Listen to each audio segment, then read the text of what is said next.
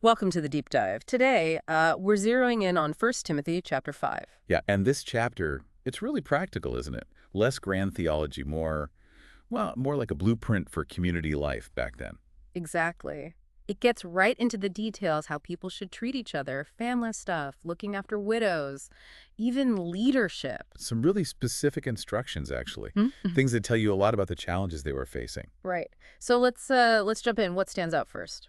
Well, just how intensely practical it is, like you said. Yeah. It's not abstract. It's about specific behaviors, day-to-day stuff. Okay, so let's unpack that. It starts with how to treat different groups, right? Older men, like fathers, Younger men as brothers, older women as mothers. and younger women as sisters, adding that little phrase, with absolute purity. Mm-hmm. That's important. It's not just about being nice. It's setting up the whole community like a respectful family. Establishing boundaries and a framework for relationships. Exactly.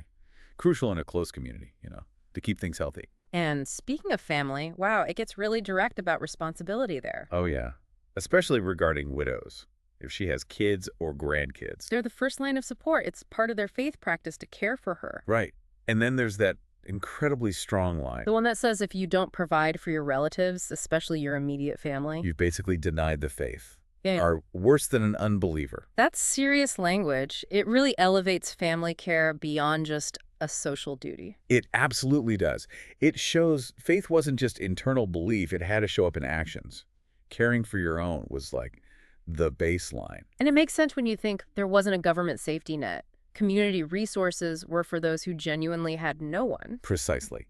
Which leads into those fascinating criteria for the widows who did get church support. Right. The official list had to be over 60. Faithful to her husband, known for good deeds. Like raising children, showing hospitality, even washing the feet of believers, acts of service. It wasn't just automatic. It suggests careful management of resources. And that support was for older women, past likely remarriage, with proven character and no family help. Their past contributions mattered, but then the advice for younger widows is completely different. Starkly different. Basically, don't put them on the list. And the reasons are pretty blunt. They might follow sensual desires, want to remarry, break a prior pledge. And some were apparently becoming idle, gossips, busybodies, problems in the community. So the advice is, get married, have kids, manage your home, keep busy, basically. It seems less about condemning remarriage itself and more about, the practical problems idleness could cause for them and the community. Yeah. A household-provided structure, purpose. Redirected their energy constructively. Okay, then it pivots again to church leaders. All right, elders. those who lead well deserve double honor, especially those who teach and preach. Suggesting fair compensation for their work? Yeah, recognizing the value and effort, and crucially, the rule about accusations against them. Needs 2 or 3 witnesses. You can't just have one person making a claim. A key safeguard protects leaders from slander, which could really destabilize things.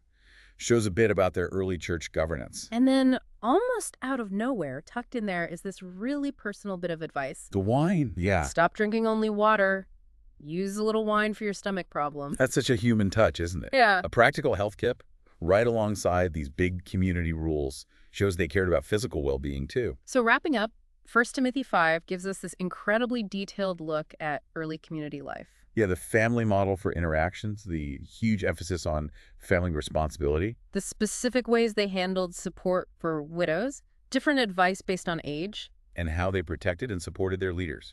Very practical faith. So connecting that to today, what does this intense focus on concrete actions, on family care, on community structure, tell us about putting faith into practice? That's a great question. How does that translate now?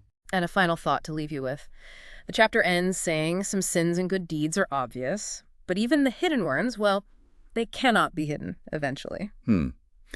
What does that suggest about the long-term significance of our actions and maybe even our character, regardless of what people see right now? Makes you think.